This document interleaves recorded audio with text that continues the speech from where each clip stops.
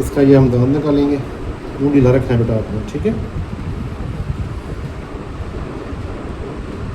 یہ ہم نے سیدھیا دینا ہے تھوڑا سا لیبل سائڈ پہ. تو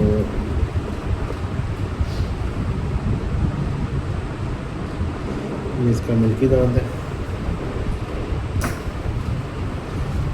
آپ اس کو روک بھی سکتے ہیں. چیزیاں دینے کے بعد 3 منٹ کے اچھے سے یہ ہمارا پاؤچ ہے, ٹھیک ہے. پاؤچ اس کو ہم کھول لیں گے. کیریوس سے ایلیگیٹر کے ساتھ ہم اس کو نکالیں گے.